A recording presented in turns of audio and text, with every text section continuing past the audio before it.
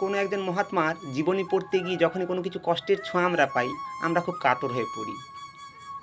কিন্তু একটু ভেবে দেখবেন, আমাদেরকে যে মানুষ করেছে, যে দুটি মানুষ, সেই দুটি মানুষ কত না কষ্ট সহ্য করেছে। সেই কষ্টের কথা যদি আমরা অনুভব করতে পারি, সকল মহাজ্ঞানীর বইও লুকিয়ে যাবে। এ পরম সত্য। একটু খুঁজে দেখবেন, আপনার জীবনের পিছনে আপনার পিতামাতার কত অবদান। আজ যে আপনি বসে ভিডিও করছেন, আজ যে বসে আপনি মহাজ্ঞানীর বই পড়ছেন, আজকের আপনি কষ্ট উপলব্ধি করছেন, আপনি সুখ দুঃখ সব কিছু উপলব্ধি করছেন, কার বিনিময়? সেই দুটি মানুষের বিনিময়। যে দুটি মানুষ তোমাকে মানুষ করেছে, যে শিখিয়েছে মানবতা কাকে বলে। সেই পিতামাতার জন্য আমরা কি করলাম? বৃদ্ধাশ্রম বানালাম? এটাই আমাদের কাজ? না বন্ধু, এটা আমাদের কাজ নয়। তাই আসুন, আমার এই দীর্ঘ প্রয়াস 2016 সাল থেকে আমি প্রচার করে চলেছি। আপনারাও আমার সঙ্গে প্রচার করুন। প্রতি ঘরে ঘরে পূজিত হোক পিতামাতা। প্রতি বৎসর 5ই ফেব্রুয়ারিতে যেমন আমরা ভাইফোঁটা, জামাই ষষ্ঠী পালন করি, ঠিক একইভাবে করে প্রতি বৎসর 5ই ফেব্রুয়ারিতে প্রতি ঘরে ঘরে নিজ নিজ সন্তান, নিজ নিজ পিতামাতাকে ফুল, চন্দন, নতুন বস্ত্র, মাল্য নিবেদন করে পিতামাতা পূজা বা পিতৃমাতৃ সম্বর্ধনা উৎসব পালিত হোক। এই প্রচার আমার নয়, এই প্রচার আমাদের সবার প্রচার। এটা সবাই মিলে আসুন আমরা প্রচার করি। তাই আমরা মহাজ্ঞানীদের জীবনী পড়ে কষ্ট পেলে হবে না।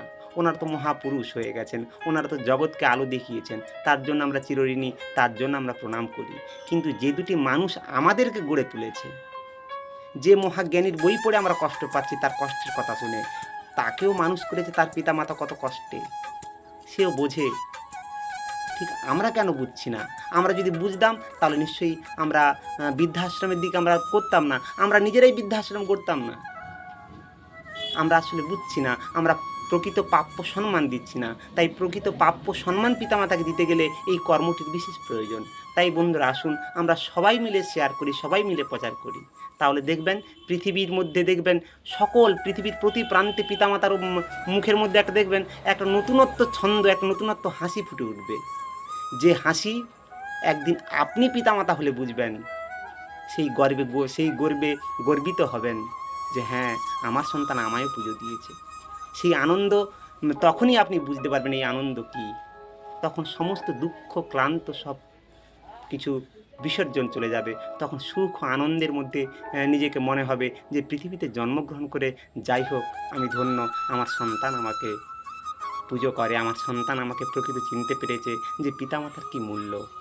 দেখবেন সেই পিতামাতা আপনাকে জড়িয়ে ধরে বলবে, যা বাবা, তোর জীবনে কিছু বিপদ আসবে না। এক জীবনের মধ্যে ইতিহাস হয়ে যাবে।